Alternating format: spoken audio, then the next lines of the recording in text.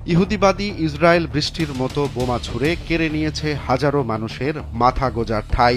ফলে যুদ্ধবিরতির পর খোলা আকাশের নিচেই তাঁবু খাটিয়ে কোনো রকম দিন পার করছে গাজাবাসী। কিন্তু এরই মধ্যে হানা দিয়েছে প্রাকৃতিক দুর্যোগ। প্রচণ্ড শীতের মধ্যে ঝড় বৃষ্টির কারণে পানি জমে অনেকের তাঁবুর ঘরটিও ডুবে গেছে। ফলে জীবন নিয়ে ভয়াবহ এক দুর্ভোগের মধ্যে পড়েছে ফিলিস্তিনিরা।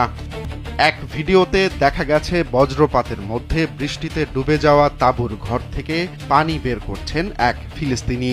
বাস্তুহারা গাজার বাসিন্দা নেভিন আবু আজেইদা বলেন, প্রবল বৃষ্টিতে সম্পূর্ণ ভিজে গেছি, আমাদের ঘুমানোর জায়গাটুকুও ভিজে গেছে, এছাড়া পরার মতো কোনো শুকনো কাপড় নেই।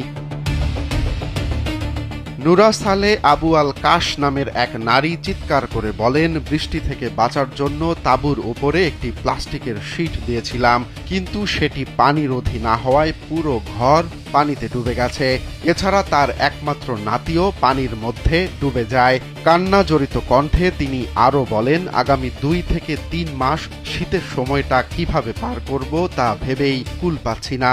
আর এক বাস্তুচ্যুত ফিলিস্তিনি বলেন, গত 2 বছর ধরেই আমরা এভাবে বসবাস করছি, কিন্তু এবার শীতের শুরুতে ঝড় বৃষ্টির কারণে ঘুমানোর স্থানটুকুও নেই, সবকিছু ভিজে গেছে, বুঝতে পারছি না কিভাবে এই কঠিন সময় মোকাবেলা করব।